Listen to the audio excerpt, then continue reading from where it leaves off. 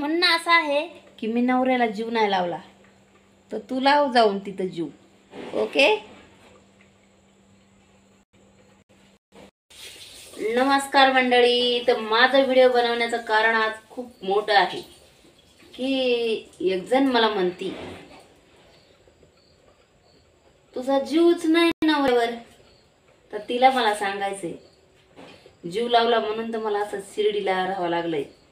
जीव लावला म्हणूनच माझ्या जीवाचे हे हाल आहेत. जीव लावला म्हणूनच मला आज असं कष्ट करावं लागायलंय. माहिती का? माहिती नसलं ना बोलाव ना एखाद्याच्यावर बोलताना विचार करून बोलायचा. कारण की बाई जीव लावला नाही. तुला वाटत आहे मी सहजासहजी शिर्डीला आले सोडून?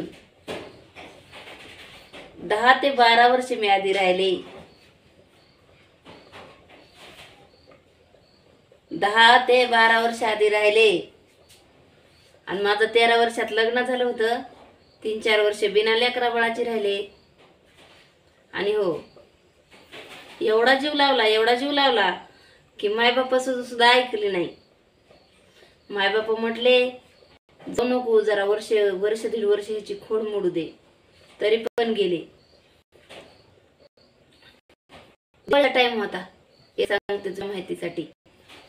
दिवाळीचा टाइम होता. माझा भाऊ माझी आई सगळे मला म्हणत होते तुला जायचंय तर जा पण एवढा सण झाल्यावर जा.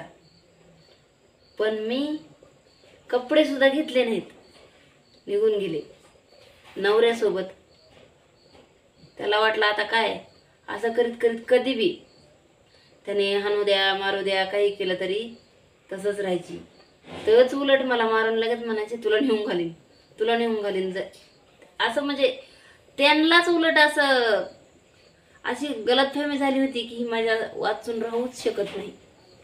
कधी बी मारायचं, किती बी म्हणजे अशी बेइज्जतीत बोलायचं, कवडीची किंमत द्यायची नाही, कुठं जाताना सांगायचं नाही. कुठून जर आलं तर विचारलं का उशीर झाला तुला काय करायचे, चौकशा कशाला करती म्हणून लगेच मारायला लागायचं. म्हणजे मी इतका जीव लावला होता ना. गळ्यातले मणी मोडायला द्यायची. बाजार करा म्हणलं पैसे, गळ्यातले मंगळसूत्रे मोडे, मणी मोडे, हे सगळं आहे ना. कानातलं चट्ट मोडून दिलं. नाकातली नथनी लग्नाच्या आधी केलेली असती का ती सुद्धा मोडायला दिली. कोणी व्हिडिओ दाखवला तरी मला काही फरक पडत नाही. आणि डिटेल मध्ये सांगते तुम्हाला. त्याच्याच एका आत्याने त्याला गळ्यातला ओम आणला होता. तुषारला आमच्या भैयाला एका आत्याने अंगठी आणली होती. परत माझ्या आईने काड्या केल्या होत्या. म्हणजे माझ्या चुलत्या मालत्यांनी कुणी वाळे कुणी काही लेकराला तर करतच राहते. सगळं केलं होतं त्यांनी. एका बाजाराला एक नाही तर दवाखान्याच्या ह्याला कशाला करून एक ना एक दागिना मोडला. माझा जर जीव नसता तर म्हटलं नसतं त्या टायमातच हे देतो ना करून हा म्हणायचं करून. पण मला जर त्या टायमाला आत्ताच्या सारखी जर बुद्धी असती तर म्हटलं असतं हात कामच करीत नाही कुठून देणार आहे. आणि कामाचा बी काढते. कामाला स्वतः बी जायचं नाही आणि मलाही कुठं जाऊ द्यायचं नाही. ह्याच्या इथं जाऊ नको त्याच्या इथं जाऊ नको. सगळं ऐकल्यानंतर सुद्धा कारखान्याची उचल घ्यायची मला काही कळून द्यायचं नाही. कशात खर्चली कशात नाही. जायचं कारखान्याला. आणि कारखान्याला जर गेलं तर उसाच्या फडात सोडून मला जायचं कुठेतरी कोणत्या तरी झाडाखाली झोपायला. मी तिथे लोकांमध्ये काम करताना मला सोडून दुसऱ्याविषयी काही माहिती नसते ना. बोलतच जाऊ नाही.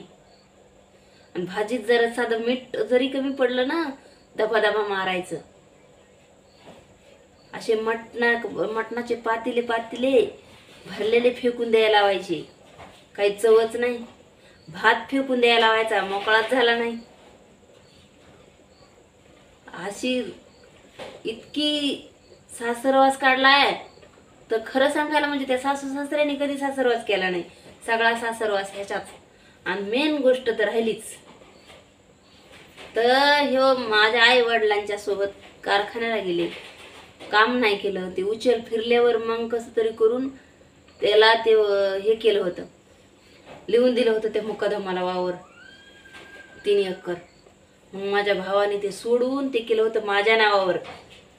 माझा जीव नसता ह्याला वाटलं ते घेऊन कुंकड पळून जाती का काय, तर ह्याच्या मायबापाला ह्यांना असं वाटलं कुठेतरी घेऊन पळून जाईन, तर ती माझ्याकडून आधी घेतली त्याची रजिस्ट्री.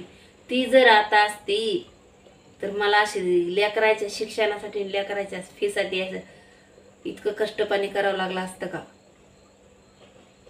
जीव नसता तर एवढं केलं. जीव लावला म्हणून तर ही पाळी आली, म्हणून आता जीव जास्त लावला ना, म्हणून आता माझा जास्त जीव उडाला. म्हणजे मला काही फरकच पडत नाही तेव्हा, असला तरी ह्या जगात नसला तरी बी. समजलं का. तर त्याच्यामुळं, आणि तू म्हणती ना अशी झिपऱ्या तोंडाची की जीव नसन, तर तू जीव लाव राहा आता तिथं जाऊन. ओके.